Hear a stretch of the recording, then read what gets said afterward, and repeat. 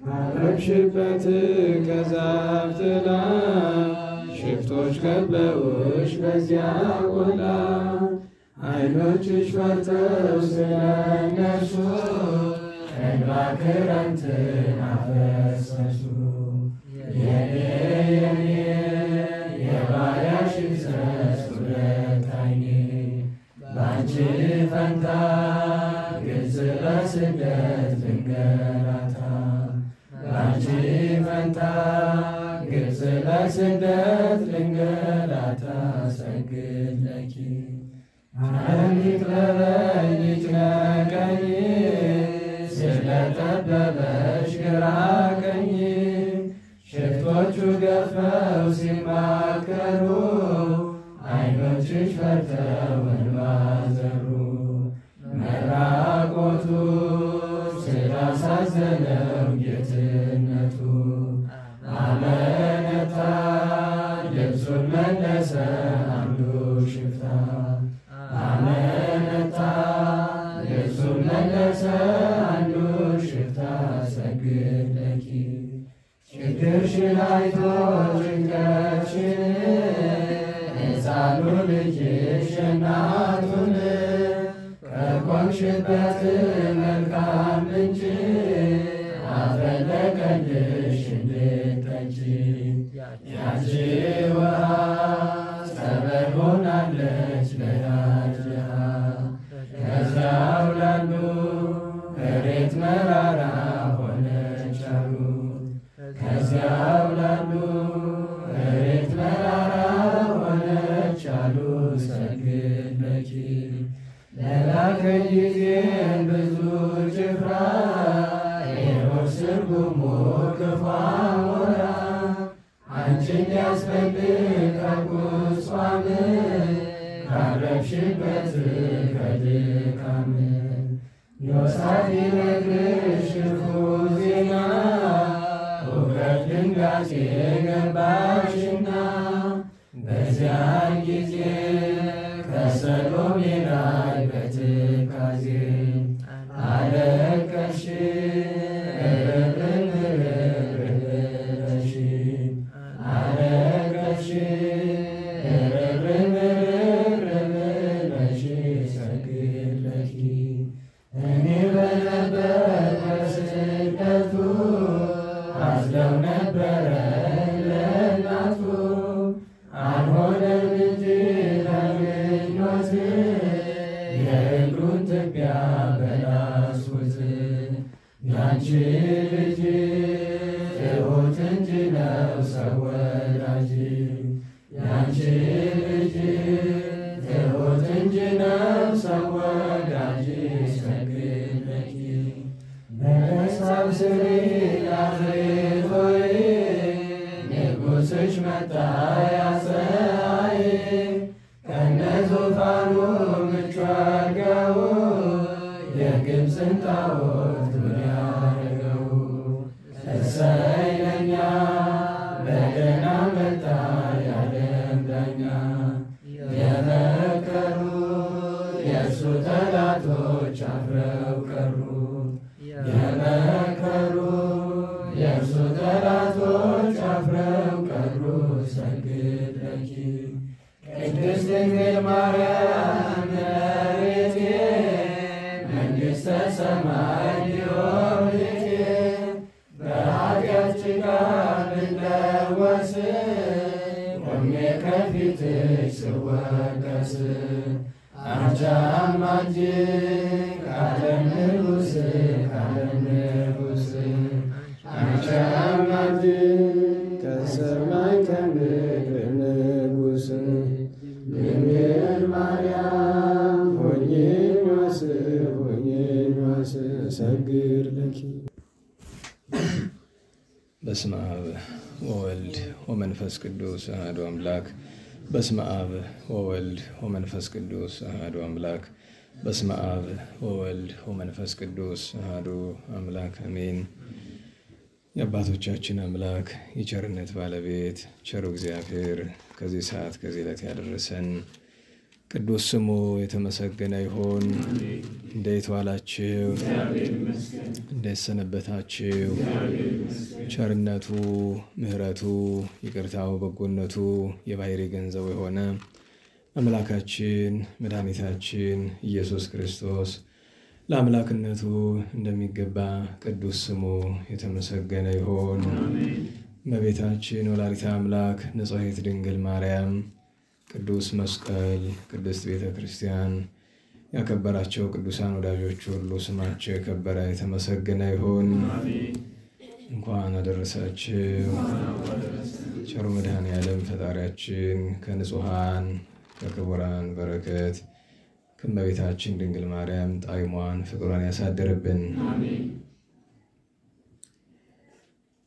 ኦሪት ዘጸአት ምዕራፍ 2 ቁጥር 11 ከብዙ ቀንም በኋላ እንዲህ ሆነ፣ ሙሴ አደገ፣ ወደ ወንድሞቹም ወጣ፣ መከራቸውንም ተመለከተ። የግብፅም ሰው ከወንድሞቹ ከእስራኤል ልጆች አንዱን ዕብራዊ ሰው ሲመታ አየም። ወዲህና ወዲያ ተመለከተ፣ ማንንም አላየም። ግብፃዊውንም ገደለው፣ በአሸዋ ውስጥም ቀበረው። በሁለተኛውም ቀን ወጣ፣ ሁለቱም የዕብራውያን ሰዎች ሲጣሉ አየም። ሙሴም በዳዩን ለምን ባልንጀራህን ትመታዋለህ አለው።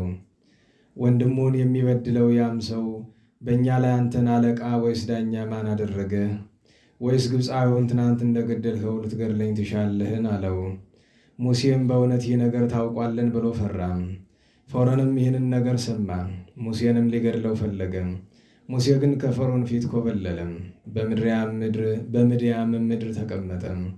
ወደ ምድያም ምድር በደረሰ ጊዜም በውሃው ጉድጓድ አጠገብ አረፈ።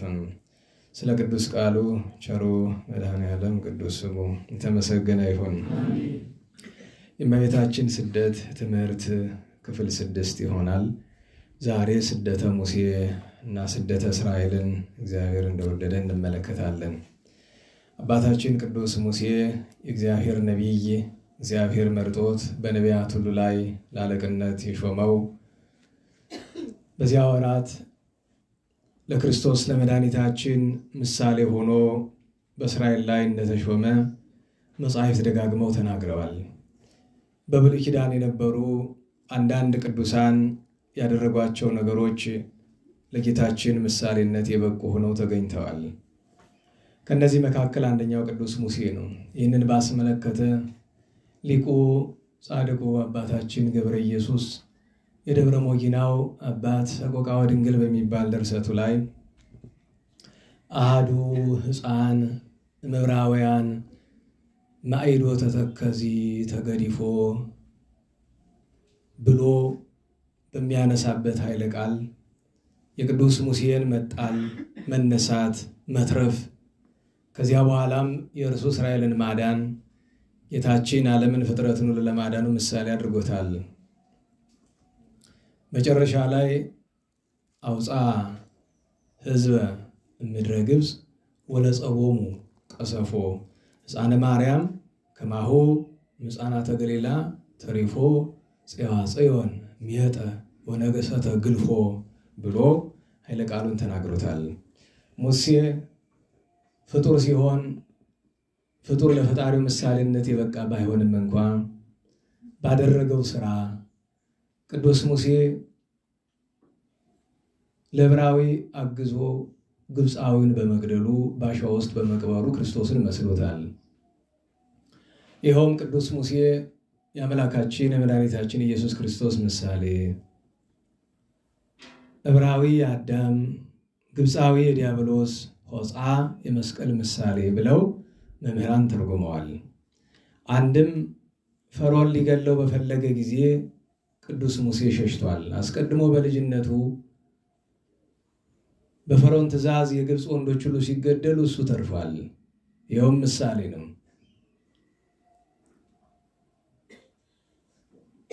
ቅዱስ ሙሴ ከፈርዖን እጅ ከእነዚያ ሁሉ ሕፃናት ከሞት እንደተረፈ 144,000 ሕፃናት ሲገደሉ ጌታ ለመትረፉ ምሳሌው ዘይሐጽጽ ቢሆንም ፍጡር ለፈጣሪ ምሳሌ መሆኑ ስለሚከብድ ከዚያም በኋላ እንደነገርኳችሁ ለዕብራዊ አግዞ ግብፃዊ ገድሎ በሆፃ ውስጥ ቀብሮ ምሳሌ ሆኗል። ኋላም በስደቱ ምሳሌ ሆኗል። ሙሴ ወደ ምድያም፣ ጌታ ወደ ግብፅ። ነገሩ ተቃራኒ ይመስላል። ሙሴ ከግብፅ ወጥቶ ነው የተሰደደ፣ ጌታ ደግሞ ወደ ግብፅ ነው የተሰደደ። ከዚያም በኋላ እግዚአብሔር ነበልባል ከሐመልማል ተዋሂዶ ነበልባሉ ሐመልማሉን ሳያቃጥለው ሳያጠፋው፣ ሐመልማሉ ነበልባልነቱን ሳያጠፋው በተዋሂዶ ተመልክቶ ሊረዳ ሲቀርብ ጫማን ከእግርህ አውጣ ተብሎ አምላክ ሰው እንደሚሆን በዚያ ተረድቷል። ኋላም ሂድና ከግብፅ ምድር ወገኖችን አውጣ፣ ሰማይኩ ገአሮሙ ለሕዝቤ፣ የወገኖችን መከራ ሰምቻለሁና ብሎ አለው። አይቻለኝም አለ። በኋላ ዘመን ጌታችን ለሚሰራው ሥራ ምሳሌ ነውና ጌታችን ከግብፅ ምድር እስራኤልን ለማውጣት የሙሴ እገዛ አያስፈልገውም። ጌታ ግን ስራውን የሚሰራ በቅዱሳን አድሮ ነው። መንክር እግዚአብሔር ብሎ ቅዱስ ዳዊት መግታት ሲችል በላይ ለቅዱሳን ይሁ። እግዚአብሔር ሁል ጊዜ ድንቅ ስራውን መግለጥ የሚፈልግ በማን ነው? በወዳጆቹ በቅዱሳን ነው። ለምን? እንዲከበሩለት ይፈልጋል። በአንዳንድ ነገሮች ላይ ቤተክርስቲያናችን የምታስተምረው ትምህርት የእግዚአብሔርን ክብር የሚጋፋ የሚመስላቸው ሰዎች አሉ። ለምሳሌ በተአምረ ማርያም ጌታችንንና ቅዱሳንን ሁሉ ክዶ እመቤታችን ስላልካደ የዳነ አንድ ባለጠጋ ነበር አይደለም? የዚያን ትምህርት ዓላማ አለመረዳት ይጎዳል። ደጋግሜ እንደምላችሁ ስለ በላይ ሰብ የሚነገርን ሰው እንድንበላ አይደለም። ሰው ብሉና በእመቤታችን አማላጅነት ትጸድቃላችሁ ለማለት አይደለም። ለዛ አይደለም። የታሪኩ መሰረት እኛ ከስተት እንድንጠበቅ ለማስተማር አንድ፣ ሁለተኛ ተስፋ እንዳንቆርጥ ለማስረዳት፣ ሶስተኛ የምጽዋትን ኃይል ለማሳየት፣ አራተኛውና የመጨረሻውና ዋናው ግን የእመቤታችንን ክብሯን ገናንነቷን ለመግለጥ ነው። ከዚሁ ጋር ተያይዞ አምስተኛው የእግዚአብሔርን የቸርነቱን ስፋት ማሳየት ነው። ለምሳሌ እኛ ዳኛ ሆነን ሌላ ሰው ተሰድቦ ምሕረት ይደረግለት ቢባል ወንጀለኛው እንስማማለን። ተሰዳቢዎቹ እኛ ከሆነን ግን አንስማማም። ለናላችሁ ጌታችን እሱን እንደካደው ያወቀ እና ደግሞ ሰው የሚረሳው ነገር በላኤ ሰብ በእመቤታችን ስም ውሃ እንዲያጠጣ ያደረገው መድኃኔዓለም ነው፣ ማንም አይደለም። ሊምረው ስለፈለገ ነው። ያ ባለጠጋንም ሁሉን ከካደ በኋላ በመጨረሻ ሊጠፋበት ሲሆን ወተፈቅድ ምክንያት ለድህን እኮ ይሄ ነው ሰለስቱ ምዕት የተናገሩት። ጨርሶ ገሃነም እንዳይገባበት ያ ሰው ቸግሮት ነው። በነገራችሁ ላይ በቸገሩ ሰው መፍረድ ከባድ ነው። ረሃብን በዚህ ዘመን አብዛኞቻችን ረሃብ አናውቅም። በተለይ የቤተክርስቲያን አገልጋዮች አብዛኞቻችን ቄስ፣ ዲያቆን፣ ጳጳስ፣ ሰባኪ፣ ዘማሪ ምናምን እንባል አብዛኞቻችን 99.9% ረሃብ ምን እንደሆነ ችግር እንደሆነ አናውቅም። ምን እንደሆነ አናውቅም። ምናልባት አንድ ሰሞን ድሮ እናውቀውናል፣ ረስተነዋል። ከተማ ገብተን ዮሴፍን የማያውቅ ፈርዖን ተነሳ እንደሚለው ዛሬ ረሃብ ምን እንደሆነ የማያውቅ አባቶቻችን እንዲህ ይላሉ። መልካም ክርስቲያን መሆን ከፈለክ የት እንደተነሳ የት መድረስ እንዳለበት አትርሳ። አንድ፣ ሁለተኛ ዓላማ ይኑረን። አሁን በዚህ በአገልግሎት ውስጥ ወዛወዛያቸዋለሁ። ትችት ስለሚሰለች ነው እንጂ መጽሐፍ ይላል ወባይቱ ቦዛ አህይሰከ ይላል። ምንም ያን ያክል በረከት የሚያስገኝ ጎዳና ላይ አይደላችሁም ብዙዎቻችሁ። ዝርዝር ውስጥ አልገባም። አያያዛችሁ ብዙ ደስ አይልም። በነገራችሁ ላይ ዓለም ላይ የመጨረሻ ቀላል ስራ ነው ያዛችሁት። ምህላ በሰዓት መጀመር እንኳን ትልቅ ስራ ሆኖ ማን ነው የምህላው ኃላፊ? ማን ነው ኃላፊነት የሚወስደው? ምህላ በመምጣት ትልቅ ውለታ ለእግዚአብሔር የሰራ የሚመስለው ራሱ እንደ ቅዱስ የሚቆጥር እኮ አይጠፋም። እዚህ መካከል እቺ እንኳን ስራ ሆነ፣ እቺ እንኳን አገልግሎት ሆነ ማለት ነው። በነገራችሁ ላይ አይደለም ለእግዚአብሔር በሰው ፊት የሚቀርብ ምን ስራ አላችሁ? ከግራ ከሚያገቡ ነገሮች አንዱ ስብሰባችሁ ነው። በተለይ እዚህ ኮሚቴዎች ምንድነው የምታወሩት ተሰብስባችሁ? ግራ ነው የሚገባኝ። በፊት አንድ ጊዜ አሁን እዚያ ፈተና ውስጥ የገባ ወንድማችሁን ነግሬው ነበረ። ብዙ ማትሰሩ ከሆነ ብዙ አትሰብሰቡ፣ አለያ ደግሞ መሰብሰባችሁን ለጸሎት አድርጉት። ተሰብስባችሁ ጥቂት ተዋይታችሁ ብዙ ጸልያችሁ ተለያዩ። እኔ እውነቴን ነው። አሁን አይታችሁ ከሆነ መቼም የዚህ ጉባኤ ትልቅ ሙያው ሁለት ነው። የሰለስቱ ምዕት አንድ ምህላው ነው፣ ሁለት ህፃናቱ ናቸው። ህፃናቱ ላይ ምን እየሰራችሁ ነው? የሆኑ የሚለፉ ልጆች አሉ አውቃለሁ፣ በግላቸው ነው፣ እሱ የግል ጥረታቸው ነው። ምን እያደረጋችሁ ነው? ከሁሉ በላይ የሚያስገርመኝ ነገር ተጀምሮ ያልተቋረጠ ነገር ምን አለ? በዚህ ዘመን ትልቁ ነገር ሁሉ ነገር ወረተኝነት ነው። እና በእግዚአብሔር ፊት ዋጋ ማግኘት ትፈልጋላችሁ? የያዛችሁትን ነገር አትልቀቁት። ይህንን እምላችሁ ምህላው ቀድሞ ስላልተጀመረ የትምህርት ሰዓት ተጋፋ፣ የትምህርት ሰዓት ተጋፋ አልተጋፋ ሱቁም ነገር የለውም። ሲመሽ ጨለምለም ሲል አንደኛ ለኔም ለማስተማር እኔ የሚጨንቀኝ ሰዓቱ ማተሩ መርዘሙ አይደለም። ምክንያቱም ከሚያስጨንቁ ነገሮች አንደኛው የተማሩ ሰዎች በሙሉ በሰላም ቤት መግባታቸው ነው። አንድ ነገር ቢፈጠር እግዚአብሔር ሊመረኝ ይችላል፣ ለራሴ ግን ይቅርታ ለማድረግ ይቸገራል። ለምን እኔ ያስመሽቼ እንዲያደረኳቸው የሚለኝ ጭንቅላቴ። እና በነገራችሁ ላይ ሰሞኑን እያሰብኩ ነበረ ብትወውስ ማስተማሩን የተወሰነ ጊዜ ይሄ ጨለማ እስኪያልፍ ባጥፈውስ። ለምን ቢባል ደጋግሜ እንደምነግራችሁ እኔ ማስተማሩን ራሴ መምራት አልችልም፣ እኔ ማኔጅ ማድረግ አልችልም። በቃ ሰነፍ ነው ልትሉኝ ትችላላችሁ፣ ሊሆን ይችላል። ከስንፍና ይልቅ ግን በእኔ ፈቃድ የሚሆን ነገር የለም እና ይጨንቀኛል ሲመሽ። እኔ እስካሁን እግዚአብሔር ይመስገን ጆሮዬ ክፉ ነገር አልሰማም፣ ወደፊትም እንደማልሰማ ተስፋ አደርጋለሁ። ግን እንደዛ ሁሉ እያሰብኩ ነበረ ሌሎች አስተማሪዎች ቢመደቡ ቢታጠፍስ። አንደኛው የትምህርት በዝቶም አሰቅቅም ሊሆን ይችላል ሰው ብዬ እፈራለሁ ለራሴ። እና ከኔ ጋር የተያያዘ አይደለም። እኔ ምን ሰዓት ከሄደ እኮ ጉባኤውን ማጠፍ ነው የእመቤታችን ነገሩ ነው እንጂ ዛሬ ጉባኤ ማስተማር አልፈለኩም። ግን የተጀመረ ትምህርት አይቋረጥም ብዬ ነው እንጂ ልተወው ነበር። ምንም እኮ መዘመርን አይደል እመቤታችን አመሰግናል፣ በቃ አሁን ስማት ብለን እንሄዳለን። ሁልጊዜ እኮ ስብከት የለም። ዋናው ትልቁ ነገር ግን ለእግዚአብሔር የረባ ፍሬ ያለው ጥቂት ሰው ነው ያለ። ለምንድን ነው ሌሎቻችን በዛ ላይ ደግሞ ስንይዝ አንድ ነገር ለምንድን ነው ከአንጀታችን መያዝ ማንችለው? ወገኖች ለምንድን ነው ከአንጀት ማንይዘው? ደጋግሜ ነግሬያችኋለሁ። የመስማት ችሎታችን በጣም ዝቅ ያለ እንዳይሆን እፈራለሁ እንጂ ብዙዎቻችን ከቀሩ ሰዎች እንሻላለን። ነገር ግን መኖር እንዳለብን እየኖርን አይመስለኝም። ማለት 24 ሰዓት ጭንቅላታችን ምንድን ነው የሚያስበው? እግዚአብሔርን ምን አድርጌ ላስደስት፣ የእግዚአብሔርን ፈቃድ እንዴት ልፈጽም ብሎ በየቀኑ የማያስብ ሰው እንዴት ነው ከእግዚአብሔር ጋር መኖር የሚችለው? እንዴት ነው እየመጣ ነው? በነገራችን ላይ ጥፋት እየመጣ ነው ብለን ስለ ሰው ጥፋት ብለን የምንለው የስጋ ሞት ይመስለዋል። እሱም ማደል ነው፣ ሞትም ማደል ነው። ጥፋት ማለት ሌላ ነው።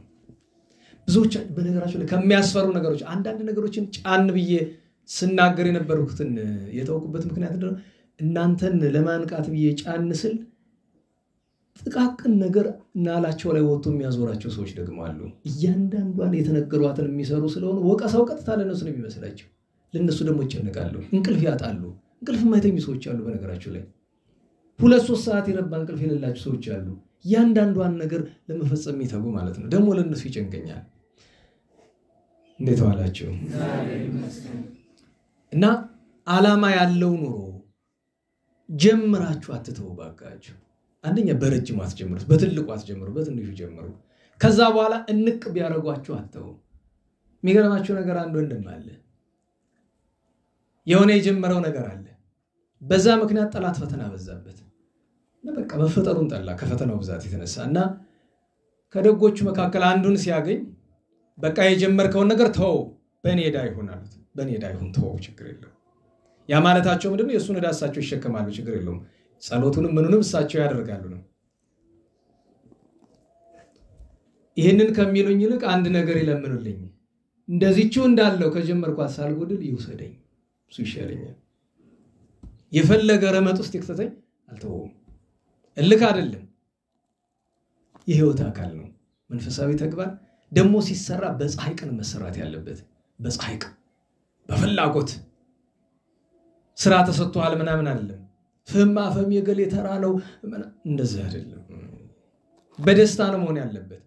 በነገራችሁ ላይ እያንዳንዳችሁ የምትሰሩትን ስራ እኮ ልጆችን በደሞዝ ቀጥረን እናሰራዋለን። ምንም እኮ ያን ያለ ችግር የለም። አንዳንድ ሰው መዳደበን እገሌ ለገሌ ደሞዝ ትከፍላለህ ብለን እኮ ደሞዝ ቀጥረን ፍም አዳራሽ መክፈት ማጽዳትና ምን እኮ ስራ አድርገን እኮ ለሰዎች እንሰጣቸዋለን። እችኑ እናንተ የያዛችኋትን አገልግሎት ለማገልገል የሚያለቅሱ ሰዎች አሉ። ሰው ሀገር ተቀምጠው መጥተው እችን እድል ለማግኘት አዳራሽ ለማጥረግ እንዲቱ ምን አለች? መጥቼ የተማሪዎችን እግራቸውን አጥቤ በጠጣሁት አለች። ይቀልልች እንዳይመስላችሁ ካንጀቷ ነው። ችናት ምኞት ያለች በቃ ከመሞቴ በፊት መጥቼ የተማሪዎችን እግራት አይችሩ ማለት እንዴት አድርጋ ብትስላችሁ ነው? ደህና ዋላችሁ? አስባችሁታል? ሰው እንዴት አድርጎ እንደሚያስባችሁ እናንተ እንደሱ ሲያስባችሁ ነው እንደማስቡ ነው። ባካችሁ አንቆዳ በጣም እንደ አባቶቻችን ምን አሉ? ሰዎች ሲያመሰግኑ ስሰማ አለ ካመሰገኑ በላይ ሆነ ተገኙ። ቢቀር ያወሩትን ያክል ሆነ ተገኙ። እንደምን ቢሉ ሀብታም ነው ተብሎ አንድ ሰው ሲወራበት ቢያንስ ያንን ያክል ሀብት መያዝ አለበት። ለምን? ሌባ ሊዘርፈው ሲመጣ ቢያጣ ይገለዋል። ትርፍ ካተረፈ ያን ያክል ሰርቆት ውዳሴ ከንቱ ፈያት የተባለ ዲያብሎስ ነው። ገንዘብ የተባለ ምግባር ትሩፋት ነው። አየ ሊሰርቅ ሲመጣ ሲታገለ ውዳሴ ከንቱ መጥፎ አይደለ? ዲኖ ተብሎ የተወራልን ያክል ሆነ ብትገኝ ቢያንስ ያንን ይቀማል። ከሀት ጀምር ይሆናል። የሌለ የሆነ እንደሆነ ግን ይገላል። ታውቁ የለ እዚህ ዘመን ሌባ ፈትሾ ሲያጣባችሁ ምንድነው የሚያደርግ? አደከምከኝ በከንቱ ሁሉ ይገላል። እና እኔ ለእናንተ ማዝናለሁ፣ ለራሴ ማዝናለሁ። ሰዎች እንዴት አይነት ሰዎች እንደሆነ እንደሚያስቡ ሳውቅ የእውነቴን ነው። ራሴ ማለት ራሴ ይጸየፈዋል፣ ይቀፈኛል። ራሴ ማለት ራሴን እጠላዋለሁ ማለት አይደለም። ራስ መጥላት ሃይማኖታዊ ሕግ አይደለም። ግን አንዳንዴ አስቡት ሰዎች የሚያስቡንና እኛ ማለት ነው። እንዴት ዋላችሁ? ለሁሉም ቅዱስ ሙሴ አንድ ነገር ልጨምርላችሁ። ምናልባት እንዲያው ተስቷችሁ እንዲያው ምናልባት ምናኔ ከፈለጋችሁ ደግሞ አሁን የነገርኳችሁ ነገር የምናኔ እንጥፍጣፊ ሀውሱ ነው። መነኩሴ አንድ ነገር ጀምሮ አቋረጠ ማለት አበቃ ሞተ ማለት። መነኮስ የጀመረውን መልካም ስራ ማቆም የለበትም። አንድ ሰው ከገዳም ሰሞኑን መጣ። የእናንተ ወንድም ነው፣ በምናኔ ያለ ግን ያው ባመክሮ ነው ያለ። ከእናንተ መካከል የነበረ በተማረው ትምህርት ፍሬ ለማፍራት ብሎ በረሃ የገባ ሰው ነው። ብዙ አመቱ ነው የመጣ። ጥያቄ ለመጠየቅ ነው። ከዛ ድረስ ጥያቄዎች አሉኝ ነው እና ከሰባት ጥያቄዎቹ መካከል አንደኛው መልካም ክርስቲያን በተለይ ጥሩ መነኮስ ለመሆን ምን ላድርግ? አሁን እኔ የራሴን አልነግረውም፣ የቤተ ክርስቲያንን ነው የምነግረው። አባቶቻችን አንድ ክርስቲያን ይልቁኑ መነኮስ ሶስት ነገሩን መቆጣጠር አለበት። አንደኛ ሆዱን፣ ሁለተኛ አፉን፣ ሶስተኛ እንቅልፉን። እነዚህን መቆጣጠር ካልቻለ መቼም መናኝ መሆን አይችልም። ግን ግድ እነዚህን ለመኖር መነኮስ መሆን አይጠበቅብህም። አፉን የማይቆጣጠር ሰው ሁሉ ዘይነብ ጽሩዓ ክፉ ንግግር የሚናገር ስላሴ የማያስደስት እግዚአብሔርን የማያስደስት ንግግር የሚናገር ሁሉ ያገቡ ሎቱ በለተደይ በፍርድ ቀን ለእያንዳንዱ አቃሉ ስሉስ ቅዱስ እጥፍ አድርገው ደይን ይመልሱለታል። ስለዚህ አፍን መቆጣጠር ትልቅ ስራ ነው። በነገራችሁ ላይ መቆጣጠር እንኳን ቢያቅት አባቶቻችን አፍን መቆጣጠር ቢያቅት በሁለት ነገር ይመልሱታል። አንድ በተናገሩት በመጸጸት፣ ሁለት ግልጽ በመሆን። አንዳንድ ንግግር በነገራችሁ ላይ አንድን ሰው ከምታሙት ብትነግሩት ይቀላል አይደለም? መንገራችሁ ያን ያክል መንፈሳዊ ግብር አይደለም እኮ። በነገራችሁ ላይ የሰዎችን ጥፋት ማየት ምን ጀምረው ሁልጊዜም ቢሆን 100% የራሳችንን ኃጢአት ማየት ሲያቅተን ይታወቃል። ስለዚህ የሌላ ሰው ጥፋት በታየ ቁጥር የራስን ጥፋት ማየት አቁመሃል ማለት ነው። ምናልባት ለዛ ብሎ እግዚአብሔር ያስቀመጠ ሰው ካልሆንክ በቀር አልፎ አልፎ ከስንት አንድ አፍን መቆጣጠር፣ ሁለተኛ ሆድን መቆጣጠር። ሆድን የምትቆጣጠረው ጨርሰ እህል በመከልከል አይደለም፣ ግን አይነት አለው። ዛሬ ርዕሳችን አይደለም። ሶስተኛ እንቅልፍህን መቆጣጠር ነው። ያንን ማስተዋል ጥሩ ነው። በነገራችን ላይ በክርስትና ውስጥ መሰረታዊ ዓላማችን አንድ መንግስቱን መውረስ፣ ሁለት ፈጣሪያችንን ቢቻለን ማስደሰት ባይቻለን አለማስቀየም፣ ሶስት በእኛ ምክንያት ቤተክርስቲያን፣ ሀገር፣ ወገን ላይ ጥፋት እንዳይመጣ ማድረግ ነው እኮ ሌላ ነገር አለ? ይህንን ለማድረግ ግን ዓላማ ያስፈልጋል፣ ማስተዋል ያስፈልጋል፣ ጥረት ያስፈልጋል፣ መበረታት ያስፈልጋል። አድርባይነት ምን ያደርግልሃል? ከሰው ወገን ለይተህ ምን ያደርጋል? ትናንት አንዱ እኛ እንደዚህ ጥሩ እየሰራን ነው፣ እነገሌ እንደዚህ ናቸው አለ። የእናንተ መካከል ያለ እውነቱን ነው፣ ጥሩ እየሰሩ ነው ያሉት። ግን እንደዛ በማለቱ ብቻ ሲሰራው የከረመውን ትናንት እኔ ጋር ባወራው ወሬ ቀብሮት ሄደ። አልገባውም። ሰው ሲበሳጭ ሊያደርግ ይችላል። እኔ እኮ እንደዚህ አድርጌ ምናምን ይላል። አይጠቅምም። እያደረክ ከሆነ ዝም በል። መጀመሪያ በትችል የምትሰራው መልካም ስራ ማንም ሰው እንዳያውቀው አድርግ። ጭራሽ ከዛ አልፎ እንዲናርጋለን ተመስገን። ደግሞ ምን ይላል? እግዚአብሔር አይሳሳትም ይላል። የደንቆሮ ካላሁን ይኖር ይሆናል። ትናንት ነግሬዋለሁ፣ ግን ዛሬ ልጨምርለት ነው። እግዚአብሔር አይሳሳትም የሚል ለምን መሰላችሁ? አጥፍተዋል ብሎ የሚያስባቸውን ሰዎች ቀጥቶልኛል ነው። ልብ በሉ። እሱን ስለተወው ማለት ነው። አሁን ይሄን ንግግር ስሰማ ትናንት ዝም ብያለሁ፣ ተክሞኝ ነበር። እዚያ በላይ ማውራት ስላልፈለኩ ነው። ዛሬ ግን ልጨምርልህ። እግዚአብሔር አይሳሳትም ብለህ የምትለው በአንተ ሚዛን ነው። እንደው ምን አይነት ሳነጋግር ነው እግዚአብሔር አይሳሳትም ማለት? ምን ሲል ቃሉ ሲያስፈልገን ደህና ዋላችሁ። አንተ መከራ በወረደብህ ቀን እንደ ቅዱስ ዳዊት ወበረቱ አይመምከኒ በል። አዎ እንደሚገባኝ፣ አረ ከሚገባኝ በታች ቀጣኸኝ በል። ትክክል አይደለም የሚለውን ተወው። አንተ በከራ ሲደርስብህ አዎ ቀጣኸኝ፣ ግን የቀጣኸኝ እንደሚገባኝ አይደለም፣ ጥቂት ቀጣኸኝ። በሰይፍ ልገደል የሚገባኝን በጨንገር ቀጣኸኝ። አባቶቻችን ልጆቻቸው የሚቀጡበት ጨንገር ደረቅ አይደለም፣ ከጠፍር የተሰራ ልስልስ ያለ አካል ላይ አርፎ የመም ስሜት የሚፈጥር ግን የማይጎዳ አይደል? እንደዚያ ነው። ወበረቱ አይመምከኒ ያለ አይደለም? ትሩፋንን እያሰበ ቅዱስ ዳዊት ፈያታዊ ዘየማንን ካጸደቁት ነገሮች መካከል አንደኛው ትልቁ ምንድነው? እኛስ የሚገባንን አድርገውብናል፣ ይሄ ግን ንጹህ ነው፣ አለበደሉን የተሰቀለ ብሎ አጸደቀው እኮ። ታዲያ አባ መዝሙረ ክርስቶስ መዝሙር 139ን አድነን እግዚኦ ምስኩኝ ሲተረጉምናል። አጽድቀኒ ክርስቶስ ዘንበለ ምግባር ወገድል። ጌታ ኢየሱስ ክርስቶስ እኔ በጎ ስራ የለኝም ገድል የለኝም፣ ግን አጽድቀኝ። ያለ ስራ ያለ እምነት እንዴት ትጸድቃለህ ትል እንደሆነ አይውቱ ዘአጽደቁ ለፈያታዊ ስቁል አኮኑ ተአምኖቱ ዘወጻም ቃል እና ፈያታዊ ዘየማንን ምንድን ያጸድቀው? ማረኝ ከአንደበቱ ባወጣት ተዘከረኝ ብሎ አስበኝ ብሎ ነው እንጂ ሌላ ምን አጸደቀው ብሎ የፍቅር ክርክር ይከራከራል። በሌላም አንቀጽ እንዲህ ብሎ ይከራከራል።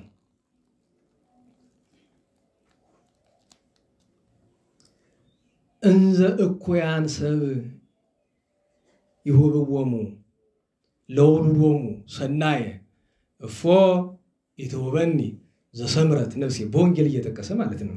ስማኒ ክርስቶስ ዘበሰማያት አቡየ፣ በሰማይ ያለ አባቴ ክርስቶስ እባክህ ስማኝ። በወንጌል ወላጆች ክፉ ሲሆኑ ለልጆቻቸው መልካም ያደርጋሉ ብለሃል። አንተ ታዲያ የኔን ፍላጎት የኔን ፈቃድ ለምን አትፈጽምልኝም?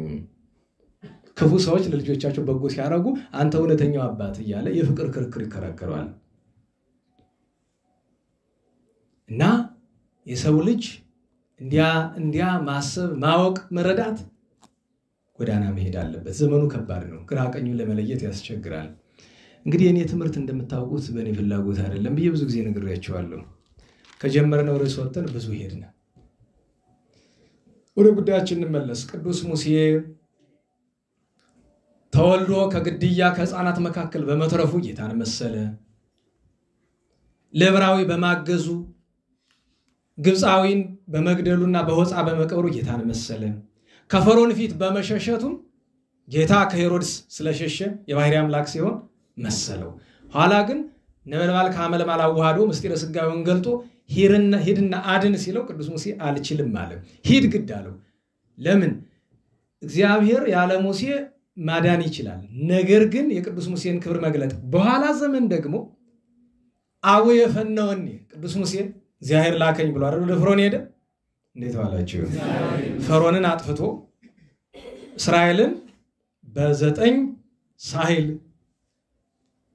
ግብፃውያንን በ9 መቅሰፍት እኛኛውን ታድጎ እንደኛውን አጥፍቶ በ10ኛ ሞተ በኩር አጥፍቶ በ11ኛ ስጥመት ፈጽሟቸው ባሕረ ኤርትራን ከፍሎላቸው 40 ዘመን መና እንደመገባቸው ሁሉ የባሕርይ አምላክ ሲሆን ስለተዋህደው ሥጋ አንድም ስለትትና አቡየ ፈነወኒ ወአነ ተፈኖኩ እያለ ጌታችን ሙሴ ምሳሌነቱ ነው ያደረገውን አድርጓል። ቅዱስ ሙሴ እናዋላችሁ ግብፃውያንን በመቅሰፍት እንደመታ ጌታችን ሰው በመሆኑ አጋንንትን በማህፀን ተቆራኝተው በመቃብር ተቆራኝተው የሚያጠፉ የሚያሰቃዩትን ድል ነስቷል። እስራኤልን እንደመታደጉ እስራኤል ዘሥጋ እንደመታደጉ ሙሴ ክርስቶስ መድኃኔ ዓለም እስራኤል ዘነፍስን ታድጓል።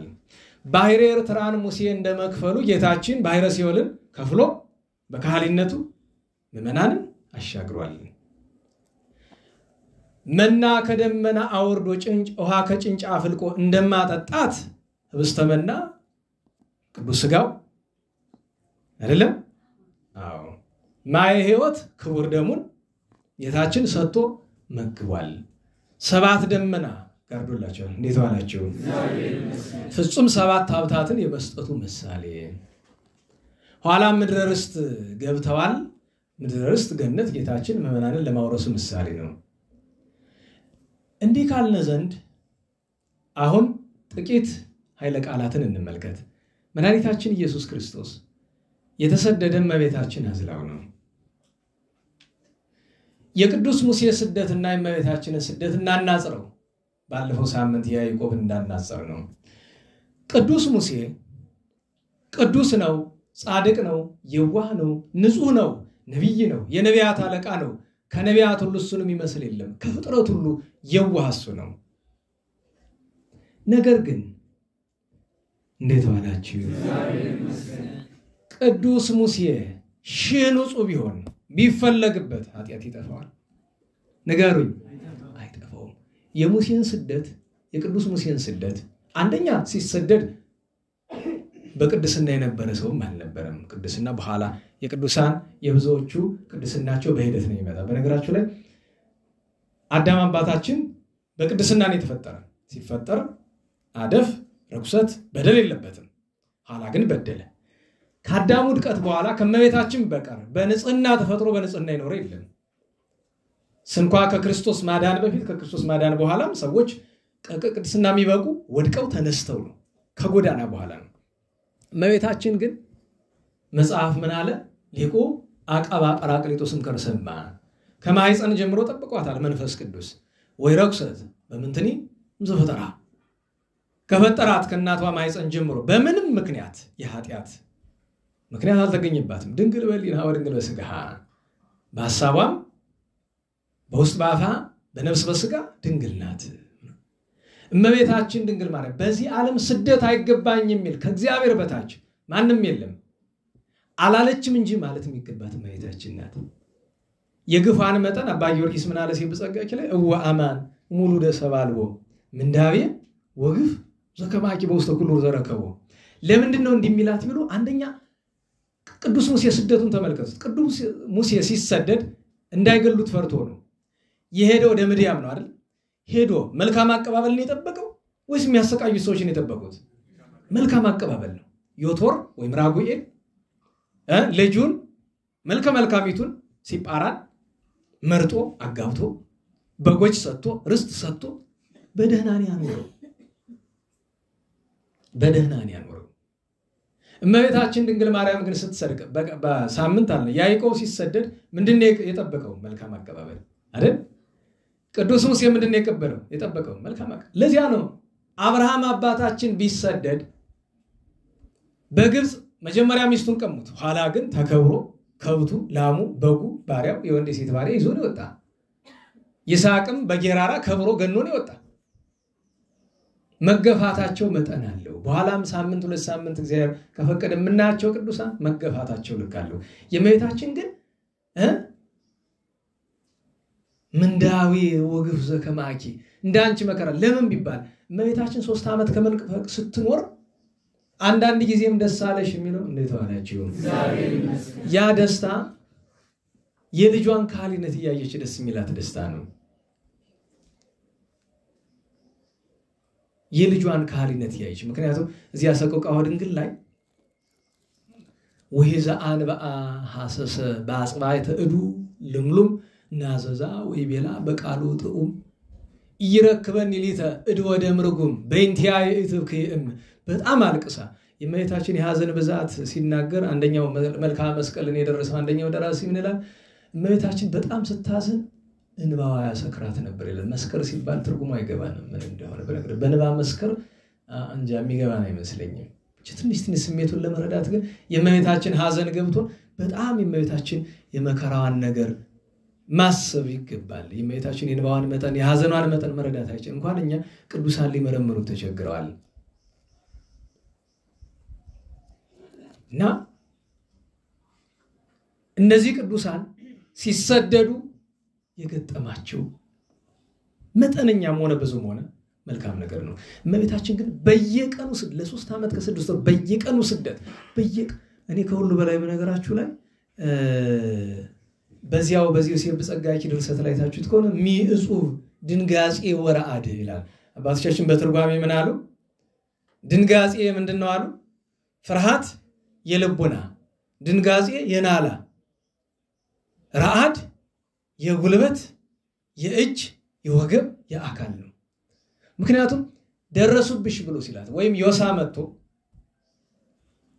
የሄሮድስ 4 ክፍለ ጦር ደረሰብሽ ብሎ ሲላት ተነስታ ትሸሽ ጉልበቷ ተንቀጠቅጧል። እዚያው ቁጭ ብላ አማራጩ ማልቀስ ነው የነበረ። በነገራችሁ ላይ አስባችሁ ታውቃላችሁ? መዝሙር ስትዘምሩ ከሰቆቃወ ድንግል የተወሰደው ሀባይ ረፍኪ ግዝቴ ታይተ ጽላሎተ እጽምጻማ ፈያታዋን ክሌቱ አመበጽሁኪ በግርማ እምትዘብ ተሞቱ ማይዘን ለለው ልጅ ንጉሥ ሰላማ እፎዩንም አይንትኪ በስርዋጽ ንግስቴ ይለዋል። ማያተ አንበ አዝነማ አለና ቀጥሎ ምንድነው? አይንቴ ለሃጥ አንድም አይንቴ ለገብርኪ ክሌሆን ይጽለማ አለ። የኔ የባሪያሽ ፍሰስ 2 አይኔ ማለት ስኑ ካንገት ነው ካንጀት ነው ምንድነው? እንደዚህ ሐዘኗ ሲገባ የሰማይ ምድር ንግስት አንዲት የና ጠብታ ከምታወጣ እንደኔ ያለ 100 ሰው አይኑ ቢጠፋ አይቀልም። ያ ነው አባ ገብረ ኢየሱስ ጻድቅ ወሊቅ የደብረ ሞጊናው እንደዚህ ያለበት ምክንያት ካንጀቱ ነው። በነገራችሁ ላይ ሰቆቃወ ድንግልን ስታነቡ ሰርክ አዲስ ነው። ያ ቅዱስ በእውነት አማይረጉ በእግረ ህሊና ውስጥ ደብረ ቁስቋም ለይባቢ ይላል። ካንጀቱ መሆኑን የምታውቁት እንደሱ ነው። በአይምሮ ህሊና እያንዳንዱ የደረሰባትን ነገር በአይኑ ያየ ይመስለኛል። ልክ ለቅዱስ ቴዎፍሎስ እመቤታችን በግልጽ እንደነገረችው የደረሰባትን ነገር በሙሉ ይሄ ቅዱስ አባታችን ገብረ ኢየሱስ ደግሞ ያየው ይመስላል። ሬኩ ድንግለ በፍኖት ዘሰለብዋ ግልባቢ ልብሷን የልጇን ልብስ ቀምተዋት ለምስጋና ብዬ ደብረ ቁስቋም በህሊናዬ ብሄድ በጎዳና ልብሷን የልጇን ልብስ ገፈው አየሁኝ። ሐዚላ ህፃና ዘወለደት በኢሩካቢ እንጻማ ፍኖት ወስራ ዘታስቆቆ ወትቤ ንስታነ ዘኢለመልኩም እንዳቤ ወልቤ ታውከኒ ከመብኪ ሶብ የሚለው ኃይለ ቃል ሰዓት ይሄድብናል ለመተርጎም። ለሁሉም ስደት ከስደት ብናናጽር ቅዱስ ሙሴ የተሰዶ በጎ ነገር ነው የገጠመው። እመቤታችን ተሰዳ ግን ለኛ መድኃኒት አስገኘች፣ ለኛ መዳን ሆነች። እሷ ግን ብዙ መከራ አሳለፈች። ጽጌ ወርሃ ጽጌ ማለት ይሄ ነው። ረሃዋን አስቦ አሁን ነገ ጧት ስትነሱ ወይ በሌሊት በምትነሱበት ሰዓት ፈጣሪ ሆይ ተርባለች፣ የቻለ በፈቃዱ ስለ ፍቅሩ አይራባል። ግን ጌታ ሆይ ስለ ረሃቧ ብለህ ከረሃብ አድነን፣ ስለ ጥሟ ብለህ ከጥም አድነን። ምን እንደሆነ አናውቀውም። ረሃብ ታውቃላችሁ? አይታችሁ ታውቃላችሁ? አምና ታስታውሱ እንደው ነግሬያችኋለሁ። ረሃብ የምንለው ይሄ ቁርሳን በላ ስንቀር የሚሰማን ስሜት ነው አይደለም። እሱ አፒታይት ነው፣ የመብላት ፍላጎት ነው እንጂ ረሃብ አይደለም። እሱ ረሃብ ማለት ለቀናት ምግብ አጥተህ እንደገና ደግሞ ምግብ እንደማታገኝ ስታስብ የሚሰማ ስሜት ነው ረሃብ ማለት። አንዳንዱ የቆሎ ተማሪ ይገባዋል። በተለይ በአንዳንድ ስፍራ መንገድ ሄደው ለምሳሌ አንዱ ተማሪ እያወራኝ ደንቢያ ላይ ለቀናት ተጉዞ እህል አላገኝም። አማራጭ ሲያጣ ከእጁ የነበረው ነገር አንድ ነገር ነው፣ የበርበሬ ዱቄት ነው። እሱን በጥብጬ ጠጣሁታል።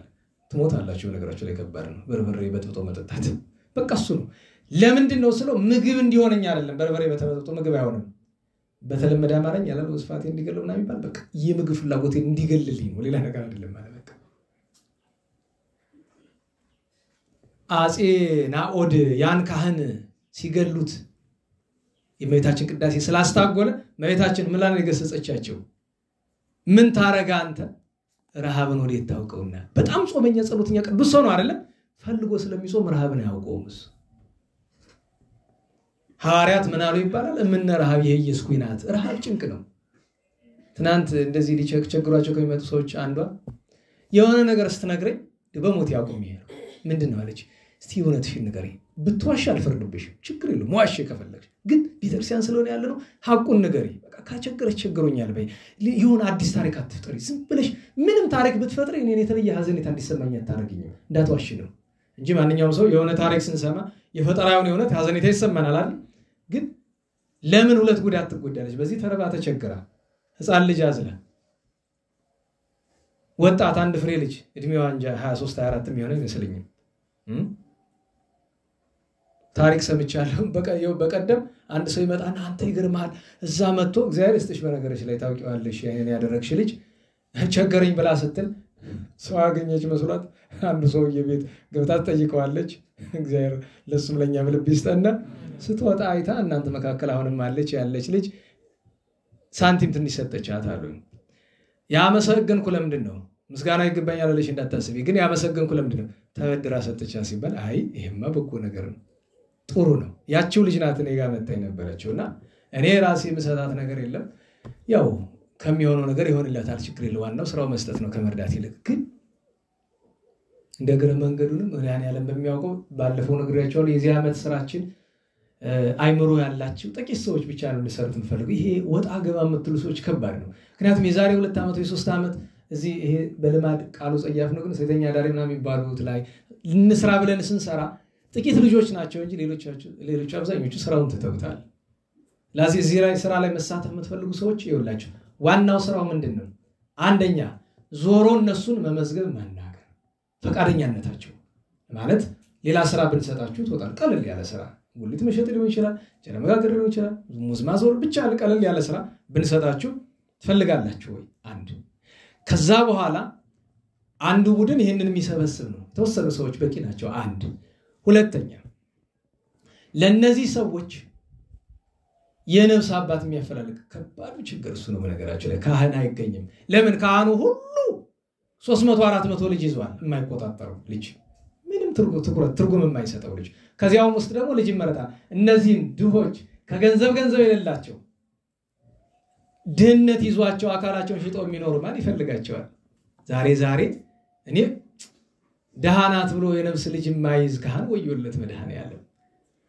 እንኳን በሰማይ በምድርም ገና ብዙ ነገር ይጠብቀዋል እንዲህ ያለ ሰው። ግን ደግሞ አንዳንዶቹ እንዳናስጨንቃቸው ከአቅማቸው በላይ ሆኗል፣ ብዙ ይዘው ማለት ነው። እንዲሁ ለዚህ ስንል እኛ ክህነት ቅስና እናምጣ ነጋግረን 1 3 4 ነው እውነቴን ነው። በቃ ሌላውን ትተን እነዚህን ብቻ ለመያዝ ያሰኛል እኮ አይደል? እውነቴን ነው። እኔ ቅስና ተመኝቼ አላውቅም። ተመኘ ካላችሁኝ የምመኝበት ምክንያት የቤተ መቅደሱን መንበር አውጥተው ለመጣል አሁንም የሞከሩ ነው አሉ።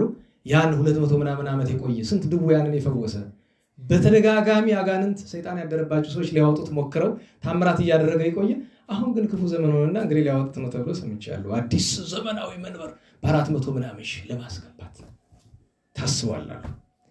ያው ዓላማው እጽዋትና ቅርስ ማጥፋት ነው፣ ሌላ ነገር አይደለም። ያው የተመጣለትን ዓላማ እናውቀዋለን። ስለደከመኝ ከዚህ በላይ ምንም ልል አልችልም። እኔ እውነት መድኃኒዓለም በሚያውቀው ደክሞኛል ስላችሁ እውነቴን ነው የደከመኝ በጣም። አንዳንድ ጊዜ ታውቃላችሁ ከማዝንባቸው ነገሮች አንዱ ይሄ ምንድን ነው? እንዴት ዋላችሁ? ይሄ ምንድን ነው? ራሴን ከብስጭትና ከክፉ ሐሳብ ማለት ከሐሳብ ብዛት ለመግታት ኢንተርኔት ውስጥ ገብቼ ማያለው። ደግሞ በሽታ ነው፣ መጥፎ ነው። ምንም ቆሻሻ ነገር አያችሁም አላያችሁም ኢንተርኔት ውስጥ መግባት በራሱ በሽታ ነው። እኔ አዝናለሁ። በቃ ግራ ነው የሚገባኝ። ህሊና ያለው ሰው አይገኝም። ከባድ ነው። ለሁሉም ወደ ጉዳያችን እንመለስ። ይህንን እንግዲህ የሚሰራ ሰው ካለ የስራውን ቡጪ እራሳቸው ታቦቶቹ ይፈረዱ ብዬ ትቻለሁ። እኔ ራሴን ከዚህ በላይ ብንጮህ ችግር ስለሆነ ለሁሉም እነዚህ ሰዎች የነፍስ አባት ማገናኘት ከባድ ነው። ስለዚህ እሱ ስራ የሚሰራ ሰው ያስፈልገናል። ሶስተኛው ደግሞ ለነሱ ስራ የሚሰጥ መረጋጋት በጣም ከባድ አይደለም። አንዱ ሁለት ወይ ሶስት ሰው ነው በአንድ ቡድን የሚያስፈልገው፣ ይበዛ እንደዛ ነው። ከዛ የመጨረሻውና አራተኛው ደግሞ አጠቃላይ 12 ሰው ከበቂ በላይ ነው። ከነዚህ ውስጥ አብዛኛው የሚያስፈልገው 5 ወይ 6 ሰዎች ናቸው። ቀሪው አራተኛው ምንድነው የሚሰራ? በጣም ክትትል ይፈልጋል በነገራችሁ ላይ። ምክንያቱም ወደ 125 አካባቢ ካልተሳሳትኩኝ ከዛ ህይወት ለማውጣት ሞከርነ ከሁለት የሶስት ዓመት በፊት። ቀላል እንዳይመስላችሁ 2.ምናምን ሚሊዮን ብር ነው የወጣ በገንዘብ እንኳን ገንዘቡን አያሳስበኝም። ነገር ግን እንደዛ ከሆነላቸው ምናልባትም ግማሾቹ ተመልሰው ሴተኛ አዳሪ ሆነዋል። ለምን? ማን ተከታትሏቸው? ማን በዚህ እግዚአብሔር ገንዘብ ከስሮ በዚህ ደግሞ ታውቃላችሁ አንድ ሰው ከወጣበት ቆሻሻ መልሶ ሲገባ መልሶ ለመውጣት ከባድ ነው። ይሄ ስራ ያስፈልገናል። አስባችሁታል? ስለ እመቤታችን ፍቅር፣ ስለ ቅዱሳን ፍቅር፣ ስለ ቸሩ መድኃኒዓለም ፍቅር ብሎ ይህንን መስራት ይገባል። ነገር ግን ካንጀታችሁ ማሰሩት ከሆነ ይቅርባችሁ። እኔ 2-3 ሰው ይዤ እሰራዋለሁ። አያስጨንቅም፣ ችግር የለውም። የነፍስ አባት ጥረቱ ብቻ ነው የሚያስጨንቀን እንጂ ሌላውን 2-3 ሰው ይሰራዋል። እንዴት ዋላችሁ? ለሁሉም የእመቤታችንን ሐዘን እናስብ ካልነ ቢያንስ በረከት ረድኤት የሚያስገኝልን አንዱ ይሄ ነው። ቅዱስ ሙሴ ተሰደደ፣ ከስደት ተመልሶ እስራኤልን አዳነ። መድኃኒታችን በእመቤታችን ጀርባ ተሰደደ፣ ከስደት ተመልሶ እስራኤል ዘነፍስ ምዕመናንን ፍጥረትን ሁሉ አዳነ።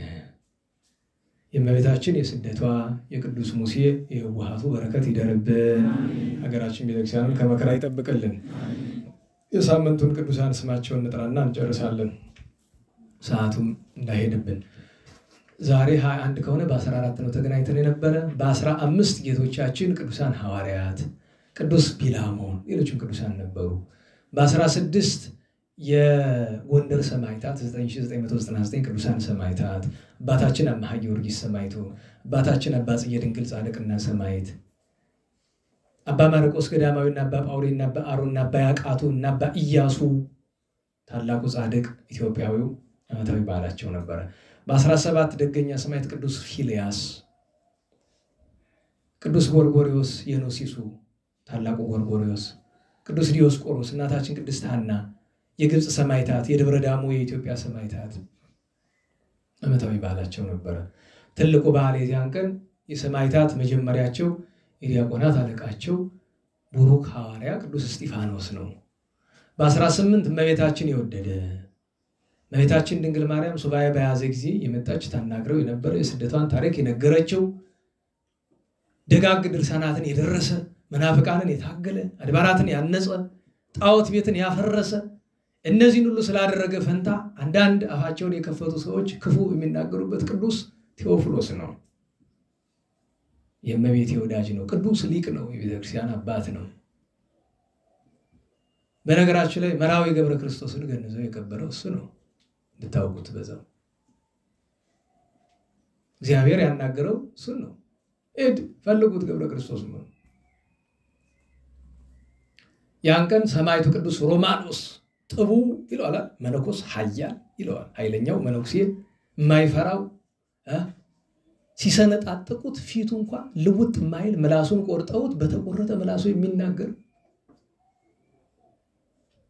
አላዊውን መኮንን የዘለፈ በኋላ ከህፃን ጋር ሰማዕትነት የተቀበለ ያን ህፃን ክርስቶስን ሊያመልኩት ይገባል ብሎ ስለመሰከረና መኮንን አንተ ደንቆሮ ልብ የሌለህ ብሎ አለው አይደል? ያ ህፃን ዘግዝቆ ሲያስገርፈው ከግርፋቱ ጋር ህፃኑ ውሃ ጠማው። እናቱ ስትመጣ እናቴ ውሃ ቢላት ልጄ እዚህ ውሃ የለም፣ ወደ ዘላለም የሕይወት ውሃ ወደ ክርስቶስ ሄዳለችው። ሰማዕትነት ተቀብሏል። እንዲህ ካለ ጭካኔ የሚደረስ ዓላማ ተይዞ ነው። መንፈሳዊ ጭካኔ ይባላል። በራስ ላይ መጨከን ነው ታዲያ፣ በሰው ላይ አይደለም። እና ያን ቀን ቅዱስ ሮማኖስ እና ያቡሩክ ሕፃን ነበረ። ገብረ ክርስቶስ እንለዋለን ስሙ ስለማይታወቅ፣ ስማቸውን ማናውቀው ወንዶቹን ገብረ ክርስቶስ፣ ሴቱን ዓመተ ክርስቶስ ነው የምንላቸው። ልክ ዓመተ ክርስቶስ የምትባል ገዳማዊት አለች አለ ግንቦት 28 የምናከብራት ስሟ አይደለም አባ ዳንኤል ነው። ስሟን ስላላወቀ ዓመተ ክርስቶስ አላት። በ19 ብዙ ቅዱሳን ናቸው። የመጀመሪያው በሀገረ ጸይለም በሐዋርያነት ያገለገለ በእምነቱ በቅድስናው ብዙ ታምራትን ያደረገ በአንድ ከተማ ብቻ በመቶ ሺህ የሚቆጠሩ ሰዎችን አስተምሮ ያጠመቀ ቅዱስ ዮሐንስ ዘጸይለም ነው። በእውነቱ ሰዎች ዛፍን እያመለኩ ሲያስቸግሩት ከሁሉን ያስገርመኛል። ምሳር ይዞ ገባ፣ መጥረቢያ ዛፎችን ሊቆርጥ ማለት ነው። በጸጋ ቢቆጥራቸው ስንት ናቸው ዛፎቹ? 10 ሺህ ናቸው። እልፍ በሁለት ያስተረጉማል። እልፍ በእኛ 10 ሺህ ነው። እልፍ ለአረቦቹ ደግሞ 1 ሺህ ነው። እሱ እንደያገባቡ ይቆጠራል። ለምሳሌ በአባ መቃርስ የስደት ታሪክ ላይ ልብ ብላችሁት ከሆነ አባ መቃርስ ከስደት ሲመለስ ሊቀበሉት 50,000 መነኮሳት ወጡ ይላል አይደል? 50 ሺህ ሲል ነው።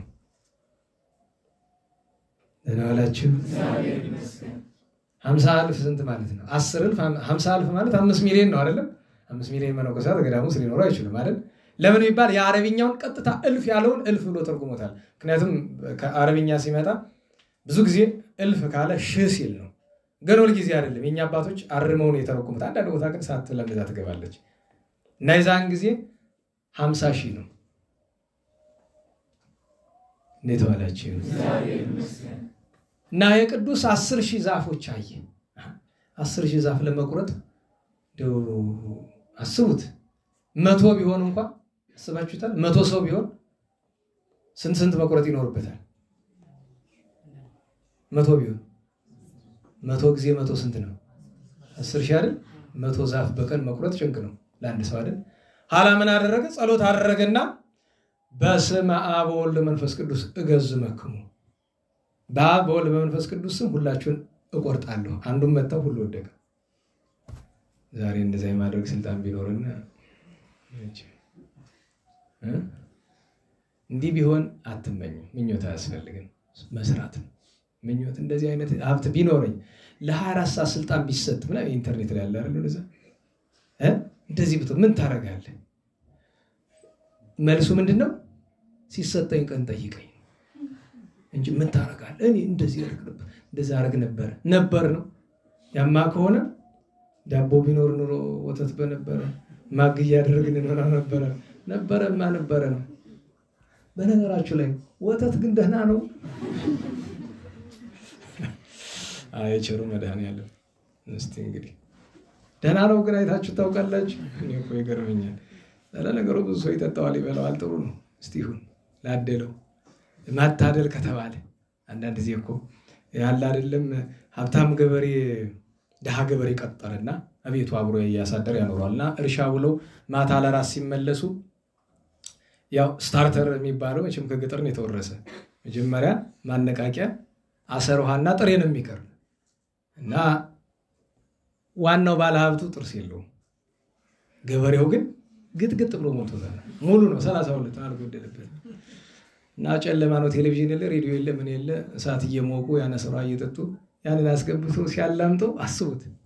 ልክ እንደ እና አያገሌ ወፍጮ ማለት ነውና እና እኛው ባለሀብቱ ብሎ ትክክሎ ጌታ ምን አይመታደል ይባላል። አንዳንድ ጊዜ በሚበላም ሰው ይቀናል ብዬ ነው። እውነቴን ነው። መብላት ጥሩ ነው። አንዳንድ ጊዜ እንታ ኃይለ ሥላሴ በቀኝ አቆማቸው ልጅ ክርስቲያን በአጿጿሙ ሳይሆን ባበላሉ ይታወቃል አሉኝ። እንዴት አልኳቸው። ክርስቲያን በደንብ ነው የሚበላ፣ ግን በበላ ልክ ይሰግዳል። ብልኡ ወስግዱ ሁሉም ወጥላና ምድር ያለውን ብለው ብዙ ሀተታ ሰጥተውኛል። እሳቸው ምክር ጠባይል ነው። ለሁሉም ቅዱስ ዮሐንስ ዘጸይለም እንዲያደርጉ ብዙ መከራ ተቀብሎ ብዙዎችን አሳምኗል። በረከቱን ያሳድርብን። ያን ቀን ቅዱስ ይምርሃነ ክርስቶስ በቀደም ተርኬላቸዋለሁ። የኢትዮጵያ ቅዱስ ንጉሥ ባጭር ነው የተረኩት። በእርግጥ እሱም ነበረ። አቡነ ሐራ ድንግል ልደታቸው ነበር፣ ታላቁ ጻድቅ። ያን ቀን ደገኛ ቅዱስ ሰይፈ ሚካኤል የጸዓዳ አምባው ደገኛ ቅዱስ ጻዳምባ ኤርትራ ያለው ጻዳምባ ስላሴ ብዙ ድንቅ ታሪክ ያላቸው ከአፄ ኢያሱ አዳም ሰገድ ጋር ከፍተኛ በ17ኛው ክፍለ ዘመን የነበሩና ከፍተኛ ፍቅር የነበራቸው እሳቸውን መተው ጎንደር ድረስ ጠይቀውታል። ጎንደር ድረስ መተው ሲጠይቁት የተናገረው የገድሉን ነገር ሰዓት ስለሚሄድ አሁን አይደለም ሌላ ቀን ነገራቸዋለሁ።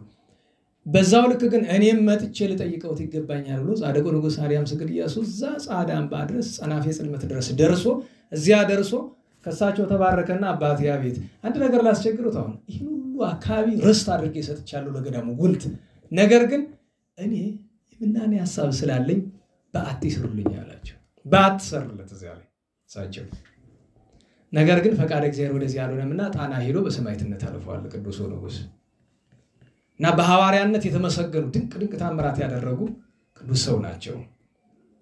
ታሪካቸው ብዙ ነው። ገድላቸውን አሳትመናል። በሚያሳዝን ሁኔታ ገድሉ ታትሞ እዚህ ጎንደር የመጡ እንኳን እዚህ ሱቁ ሚካኤል አካባቢ ያሉ መጻሕፍት ነጋዴውን ስጠይቀው አለ እስካሁን የሚገዛው የአቡነ አብየ ጊዜ አቡነ ሰይፈ ሚካኤል የአቡነ አባለ ክርስቶስ 3 ገድል ማንድ አሳትመን 700 ብር ግዙ ይባል የሚገዛ ሰው ጠፍቶ ማለት ነው። አስባችሁታል? ያው የአቡነ አብየ ጊዜ ጎንደር ውስጥ የአቡነ አብየ ጊዜ ከሌሎች 2 ቅዱሳን ገድላት ጋር መጥቶ ከነመልካቸው ጠፈፍ ባለ ህትመት ስንት ገንዘብ አወጣንበት 3 ገድል በ700 ብር መግዛት ማለት ዝርፊያ ነው። ግን ያም ሆኖ መጽሐፉ ተቀምጦ ነው ያለው ነው። ይገርመኛል። እንዴት ልትሆኑ ነው? አሁን ሰሞኑን ቅርብ ጊዜ የምናሳትመው አንድ ገድል አለ። ምን እንደሆነ አልነግራችሁም። ግን እውነቱን እንድታውቁት 9 ወይ 10 ገድል ባንድ ላይ ነው። ምክንያቱም እዚህ በኋላ አንዳንድ እያሳተምን ስለማንዘልቀው 9 ወይ 10 ባንድ ልናሳትም ነው ቅርብ ጊዜ። ወጪው በዛው ልክ ጭንቅ ነው። አነሰ ከተባለ ከ5 ሚሊዮን ብር በላይ ይፈልጋል ለህትመት ብቻ። ያ ሁሉ ነው ግን ለእናንተ በጣም በዝቅተኛ እንዲሸጥ ለማድረግ ነው ያን ሁሉ የምናደርገው። ተለምኑ ምናምን ብሎ የሚታተም መጀመሪያ ገዳማቱን ለመጥቀም ጭምር ነው። እንዴት ዋላችሁ? ለሁሉም ቅዱስ ይምርሃ ይዛን ቀን ነበር። አቡነ ሐራ አቡነ ሰይፈ ሚካኤል አልን አይደለም? ከዚያ ቅዱስ በርቶሎሜዎስና ሚስቱ ሰማዕታት አሉ። ቴዎፍሎስ ይላቸዋል የግብጽ ስንክሳር። ሳምሳጢ ጳውሎስ የሚባለው ጳውሊ ሳምሳጢ የሚባለው ለማውገዝ ጉባኤ በ270ዎቹ አካባቢ የተደረገበት ነው በአንጾኪያ ከተማ። ያን ቀን የጻድቃን በዓል ነበር። ጻድቃንን ነገር ጥቂት ተነጋግረናል። የባረክናህና የመጥራ ወይም የመጠራ ጻድቃን እንደታውቁት የሚያስፈልገው ነገር መጥራ የሚለውን ባለፈው አለን አይደል? እንግዲህ መጠራ ደብረ መጠራ ምናልባት መሪያቸው የነዚያ ቅዱሳን መጥሪያቸው ቅዱስ መጥራ ሊሆን ይችላል። ባረክናህ ስሙን ያወጡት ተሳቱ ቅዱሳን ናቸው። ለናላችሁ የጻድቃንን ስፍራ አስቀድመው የባረኩት እነሱ ናቸው። ጻድቃኑ ሊመጡ ሲሉ እነሱ ሄደው ባረክናህ ምንድነው? እንደዚህ አይደለም? ይችን ስፍራ ምን ብለናታል? ባርከናታል። ለዚያ ሄደው ብዙ ቅዱሳን 5700 ያክል ቅዱሳን ተጋድለውበታል። ማህበረ ጻድቃን ይባላሉ። የሁሉንም ክብር ያሳድርብን። በ20 ደገኛ ቅዱስ አባታችን ዮሐንስ ሐጺር ነው። የሰዓት እያዩ ማስተማር ጭንቅ ነው። በ10 ጊዜ ሞባይሉን ማየው ለሰዓቱ ነው። ቅዱስ ዮሐንስ ሐጺር አጭሩ ቅዱስ ዮሐንስ ሁልጊዜ እንደምላችሁ በቤተ ክርስቲያናችን ከአርሳኒዮስ የረዘመ ከዮሐንስ ያጠረ የለም ይባላል። አርሳኒዮስ የዛፍ ያክል ረጅም ነበር። የሚገርመው ነገር ደግሞ ሁለቱ በአንድ ዘመን የነበሩ ናቸው። በተመሳሳይ ዘመን በተመሳሳይ ስፍራ ነው የነበሩት። ሁለቱ የተለያየ ቅድስና ያላቸው። ቅዱስ ዮሐንስ ሐጺር ከሌሎች ቅዱሳን ለየት ያለ ነገር አለው። እሱ ምንድነው? ሰዎች ሲያጠፉ ይናገራል፣ ዝም አይልም። ነገር ግን ከመከራቸው በኋላ ሲያለቅስ ነው የሚያደር። ለምን? ፈጣሪ ያንተን ፍጡር የሞትክለት መከራ የተቀበልክለትን አሳዘንኩኝ እያለ ያለቅሳል። ለምንድነው የሚነግራቸው? አበምኔት ነውና እንዳይጠፉበት ነው። ይሄ ቅዱስ በትዕግስቱ የተደነቀ ገዳም አሁን ድረስ ያለችበት ገዳም ታውቃላችሁ። ያን ጉራጅ እንጨት አስባችሁታል? ግን ራሳችንን ማየት ስለማንችል ነው እንጂ እኔን እስኪ እናንተን እናስብ ራሳችንን። አባ ባይሞይ ወይም አባ ፓምቦ የሚባለው ትልቁ ባይሞይ፣ በነገራችሁ ላይ አባ ባይሞይ ዓመታዊ የረፍት በዓሉ ይታሰባል ይዘን ቀን። ታላቁ ባይሞይ ወይም በግብፃውያን ቋንቋ አባ ፓምቦ በቤተክርስቲያን በጣም ከታላላቅ የአባ እንጦንስ ደቀ መዝሙር ነበር። ብዙ ቅዱሳንን የወለደ ነው። በጣም ብዙ ገዳም ያነጸ ነው። በበረሃ ሲኖር ቅዱሳን ሊገናኙ ሲመጡ ፊቱን ማየት እየተቸገሩ ነበር። ለምን? ፊቱ እንደ ብርሃን አይደለም እንደ መብረቅ ይበለጨለጭ ነበር ይባላል። ፊቱ ከዚያ ደረጃ ደርሶ ነበር። እና የአባ ባይሞይ ወይም የአባ ፓምቦ ትልቁ ሀብቱ ምንድነው ከተባለ ምናኔ ሲወጣ ከአባ እንጦንስ ዘንድ መዝሙር 38 አያት ይላል። እቤ አቀባፉዬን ማለት ነው። አንደበቴን እጠብቃለሁ። ቅድም ብያችሁ የለ አንድ ሰው 3 ብለን አንደኛው ምንድነው? አፉን መጠበቅ ነው። እና ጥያቄ ሲጠይቁት መልሱን እያወቀው ዕለቱን አይመልስላቸውም። ውሉ አድሮ ለምንድን ነው ብሎ ሲሉት አይ በደንብ ላስብበት ልጸልይበት ብዬ ነው። መልሱን ታውቀው ያለ አይ እኔ ያወቅኩት አላወቅኩት ምን ቁም ነገር አለው? መናገር ያለበት መንፈስ ቅዱስ ነው፣ ሰው አይደለም ነው። አባባይሞ ቅዱስ ዮሐንስ ሐጺርን ለመፈተን አስባችሁታል? አሁን እንደዚያ ብንደረግ አንድ ሰው ሆኖ እንደው ቢታሰብ ራሱ ምንድነው ይባል?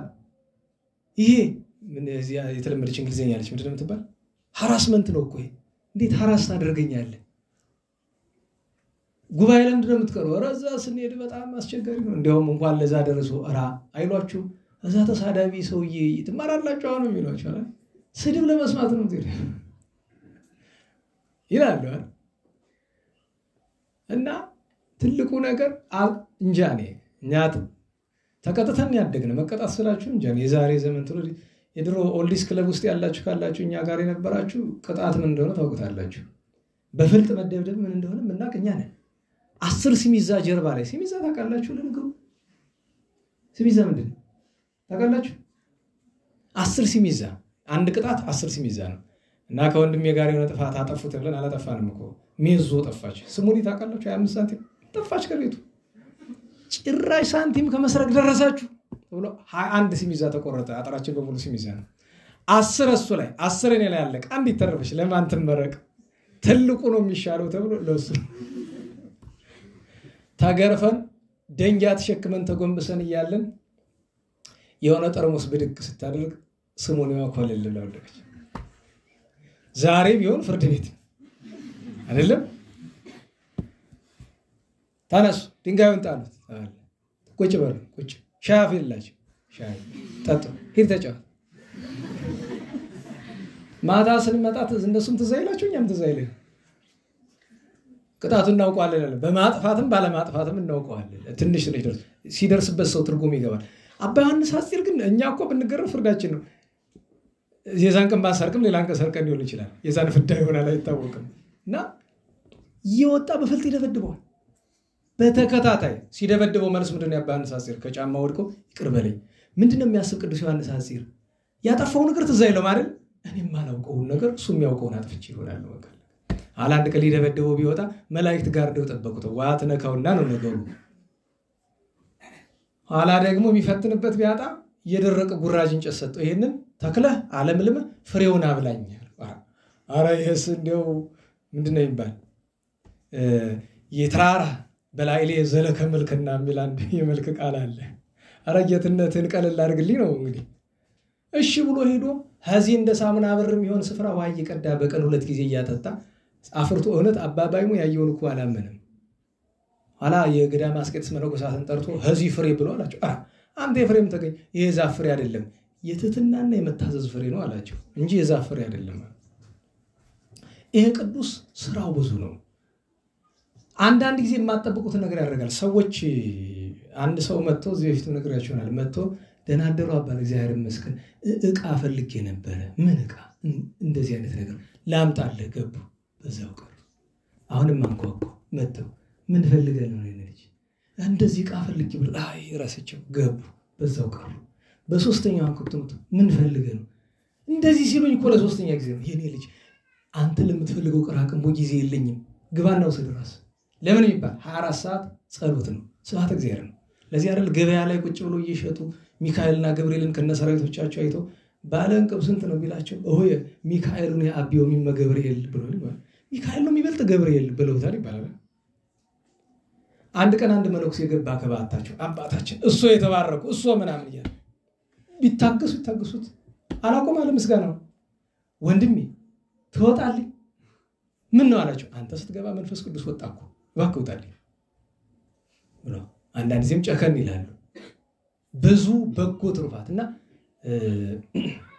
ምንድነው ተከስተ በላይሌከ ስራተትና ወፍቅር ዛቡነ አባ ዮሐንስ ሐጺር የሚለው መልካ ገብረ መንፈስ ቅዱስ ላይ ነው። በጣም ትሁት ፍጹም ሰው ነበር።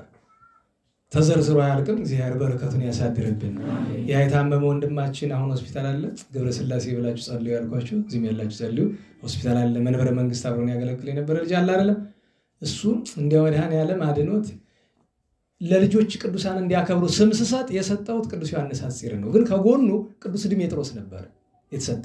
ተምታቶበት እሱ ድሜጥሮስ ይዞ ሄዷል። እና ዮሐንስ ሐጺርን የሚዘክር የለም ነው የማውቀው እስካሁን ድረስ። ለሱ ተሰጥቶት ነበር እና ድሜጥሮስን ሲዘክር በ12 ጠራኝና ኋላ ደግሞ ድሜጥሮስን ረስቶት ሚካኤልን መዘከር ጀመረ ሶስተኛ። እና እኔ አልጋፋም ችግር የለውም ያን ብዬ ሲዘክር ኖሮ አሁን በሚዘክርበት ሰሞን ታሞ ሆስፒታል ገባ። በጣም ደክሟል። ያው በሰውኛ እንጃ። ግን መድኃኔዓለም ከሃሊነቱ የሱ ገንዘብ ነው፣ ስራው የሱ ነው።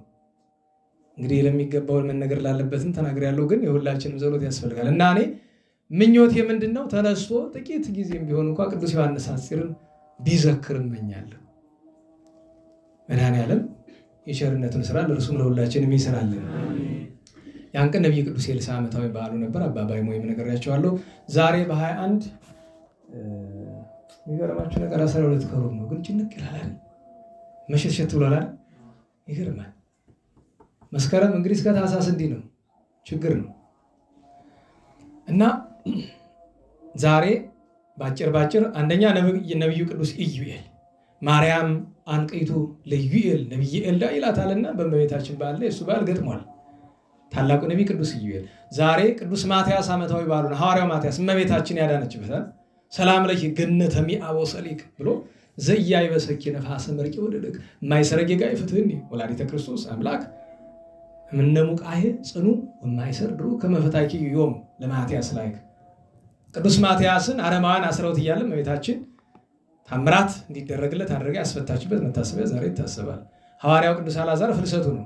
ዛሬ ከኢየሩሳሌም መጥተው በሸዋ አካባቢ የተቀበሩት ጻድቁ ሊቀ ጳጳሳት ኢየሩሳሌሙ አባ ዮሐንስ ዓመታዊ በዓላቸው ነው። ያረፉትም በ1380ዎቹ አካባቢ ነው ይባላል። በኢትዮጵያ ነው የተቀበሩት ጻድቁ። ሌላኛው ዛሬ ትልቅ በዓል ሁለት ገድላትኛ ያሳተምናቸው ዛሬ ዓመታዊ በዓላቸው አንደኛው አቡነ አላኒቆስ ናቸው። አንደኛው አቡነ አስራተ ወልድ ናቸው። አንደኛው አባታችን ቅዱስ አላኒቆስ ናቸው። ስለ አቡነ አላኒቆስ አጭር ነገር ምን ስራ ፈታችሁ ነው ኩታራ ነው በነገራችን ላይ የዚህ ብርሃን የውጭ በጣም ያጨልሞ ነው የሚያሳየው። እረዳለሁ። ስለ አቡነ አላኒቆስ አንዲት ነገር ብቻ ልንገራችሁ፣ ወይም ከማባክነው ማክሰኞ እንተርከው መሰለኝ እስከሚመሽ። ጻድቁ አቡነ አላኒቆስ የንጉስ ልጅ ናቸው፣ መናኒ መንግስት ናቸው አንደኛ። ሁለተኛ አቡነ አስራተ ወልድ የአቡነ ተጠምቀ ደቀ መዝሙር የነበሩ ቅዱስ ጻድቅ ናቸው። እነዚህ ዓመታዊ በዓላቸው ነበር። ነገ 22 ነው። ትልቁ በዓል ወንጌላዊ ቅዱስ ሉቃስ። እንግዲህ ቅዱስ ሉቃስን የሚዘክሩ ወንድሞች አሉ። ጉባኤም አዘጋጅተናል ሲሉ ሰምቻለሁ። እንግዲህ ወይ እናስተምረው እንማር ይሆናል እግዚአብሔር ያውቃል። ነገ ቅዱስ ሉቃስ ነው። እዚሁ ነው እንግዲህ ያው ሌላ የሚከበርበት ቦታ ስለሌለ እዚሁ ነው። ነገ ሌላኛው አባ እንጦንስ ዓመታዊ በዓላቸው ነው። ነገ የመነኮሱበት ቀን ነው። የመነኮሳት ሁሉ በዓል ነው። መነኮሳት ላይ ያከብሩት የሚገባ ግን ከመካከላችን መነኩሴ የለም። ዛሬ ስለ መነኮሳት አንድ ነገር ሰምቼ ተገርሜያለሁ። እዚህ የሚነገር ነገር አለ። ምን ተው ክፉ እንዳይመስላችሁ፣ በጎ ነው፣ ክፋት የለውም ነገሩ። ግን የገረመኝ ለኔ ነው ማለት እንዴት እንደሆነ ልነግራችሁ ስለማልችል ለኔ ነው የገረመኝ ነገሩ እንጂ መልካም ነው በራሱ ክፋት የለውም። አባ እንጦንስ ዓመታዊ የምንኩስና በዓላቸው ነው። ነገ ኡራ ኪዳነ ምሕረት ታውቁታላችሁ? ኡራ ኪዳነ ምሕረትን የመሰረቱት አቡነ ዮሐንስ ጻድቁ ዮሐንስ ዘወራ አምና ተረክላቸዋለሁ። ጥቂት ታሪክ ዓመታዊ ዕረፍት በዓላቸው ነው። በ23 አባታችን አባ ስምዖን ሊቀ ጳጳሳት ዓመታዊ በዓላቸው ነው። የዚያን ቀን አባታችን አቡነ ኤልሳ የደብረ ሊባኖስ ሁለተኛው አበምኔት የአቡነ ተክለ ሃይማኖት ረድ ጻድቁ ኤልሳ ዓመታዊ በዓላቸው ነው። በ24 እናታችን ቅድስት ጸበለ ማርያም፣ አባታችን አባ አብርሃም ኢትዮጵያዊ፣ አባ ዘገሩ የሚባሉት መፍቀሬ ነዳያን እና ታላቁ አብላሪዎስ ወይም ኢላሪዮን የሚባለው ጻድቅ ዓመታዊ በዓል ነው። በ25 አባታችን ታላቁ አቡነ አቢብ ያን ቀን አትረሱም አይደለም? ለናላችሁ ኦ አምላክ አቢብ ኢየሱስ ክርስቶስ እግዚእ ሰረይ ኃጢአቴ እንዘይብል በዚ በጊዜ ጸለየ ሚላ ኃይለ ቃል አታውቁም? 3 ጊዜ ወገብ ታጥቆ ባጭር ታጥቆ ለመታጠቅ የማይመች ከሆነ ነው ጀር ዘርግቶ እሱም ባይመች በአንቃይዶ ህሊና የአቡነ አብይ ፈጣሪ ኃጢአቴን ይቅር በለኝ ብሎ ከአንጀት 3 ጊዜ መለመን ይገባል። አባ ብሎ የዚያን ቀን ናቸው። ቅዱስ ቴዎሎስ የዚያን ቀን ናቸው። አባታችን አቡነ ሕፃን ሞዓ የዚያን ቀን ናቸው። እንደዚሁም አቡነ ማትያስ ኢትዮጵያዊ ዘደብረ በርበሬ የሚባሉ ምናልባት ደብረ በርበሬ ሲባል ብዙዎቻችሁ ያው ጥንት የነበረ ገዳም ወደ ሰሜኑ አካባቢ አቡነ ማትያስ ዓመታዊ በዓላቸው ነው። በ26 ሐዋርያው ቅዱስ ያዕቆብ የኢየሩሳሌሙ፣ ቅዱስ ጢሞና ከሰባ አርድእትና ከሰባቱ ዲያቆናት ነው። በ27 ቸሩ መድኃኔዓለም ዓመታዊ በዓሉ ነው። ቅዱስ መስቀል ነው የዚያን ቀን። አቡነ መባጽዮን ዕረፍታቸውም ቃል ኪዳናቸውም ነው። አባ ጽዬ ድንግል የእመቤታችን ምስጋና የደረሱት። እንደዚሁም አቡነ ሐራ ድንግል፣ ሐራ ድንግል የኢትዮጵያ አይደለም ግብፃዊው ሐራ ድንግል ወይም ሐራ ድንግል ቀዳማዊ የሚባሉት ዓመታዊ በዓላቸው የዚያን ቀን። ቅዱስ መቃርስ ዘሀገረ ቃው እነዚህ ሁሉ ዓመታዊ በዓላቸው ነው። የዛሬ ሳምንት በ28 የምንገናኘው አባታችን ታላቁ አባይ ማዕታ የገረአልታ። በነገራችን ላይ ዛሬ ገድላቸውን እያየሁ ነው ያልኩኝ። አጋጣሚ አንድ ሰው ልኮልኝ አይገኝም የአቡነ ማዕታ። ዛሬ አንድ ሰው ልኮልኝ ገርሞኝ እያየሁት ነበር። የአቡነ ማዕታ የገረአልታው ማለት ነው ዓመታዊ ዕረፍት በዓላችን የዚያን ቀን። እንደገና የዚያኑ ቀን እዚህ ወደ ደብራችን ቀድሞ ሲከበር ነበር የሚባል ዛሬ ግን የቀረ የአቡነ አብየ እግዚእ ገድል የጻፉትና የእሳቸው ሁለተኛ ያዕቆብ ልጅ ተብሎ የሚጠሩት አገዛው ገድል ላይ አለ አቡነ አርክሌድስ። ለዚህ አይደለም መጨረሻችን የዚያን ቀን ችላጠና ሰው ሰላመ ክቡር ስምከ ፍዳነ በአፉ እስከ ማዘኑ ይትናዘዝ ማይደር ሐዘን ልቤ አብየ እግዚእ ተንስ ለናዝዞቴ አለ። አብየ እግዚእ ታረጋጋኝ ዘንድ ና ተነሳ ወመ ተረፍከ አንተ እንብለትም ጻቡዬ አባቴ አንተ ግን መምጣት የማይሆን ከሆነ ከቀረ አለ ለአርክሌድስ ወልከ ፈነው ሀቤ ልጅህን ግን እንዳታስቀረው አርክሌድስ ላክልኝ ተብሏል። ዛሬ ሳምንት የኔ ጻድቅ ዓመታዊ በዓላቸው ነው።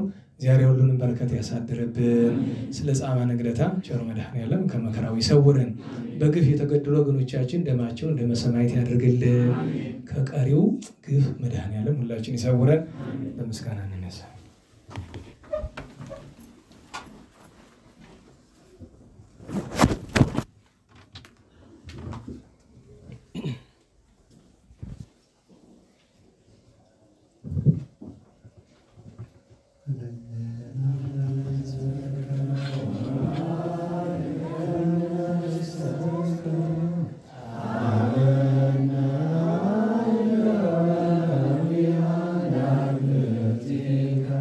Amen.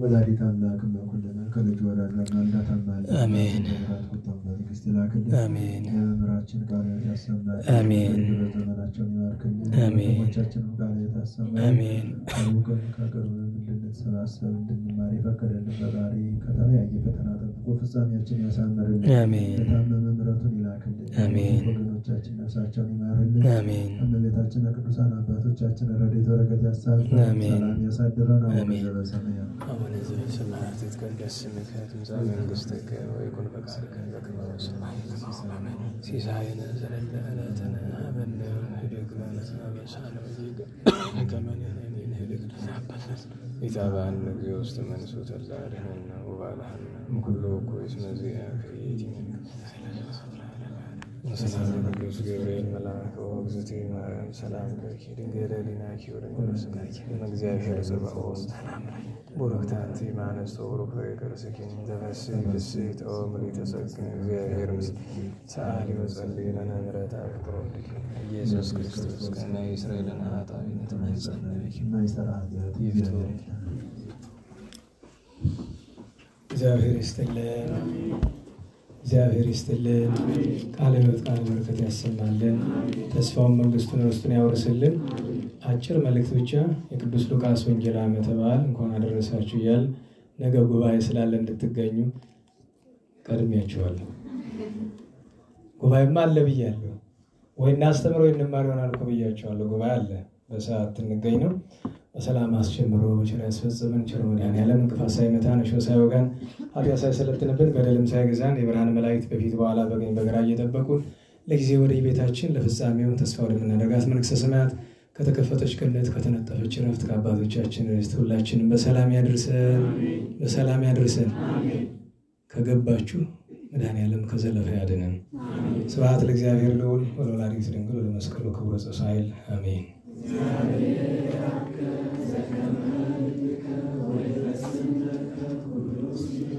አሜን። ቸር ያሳድረን።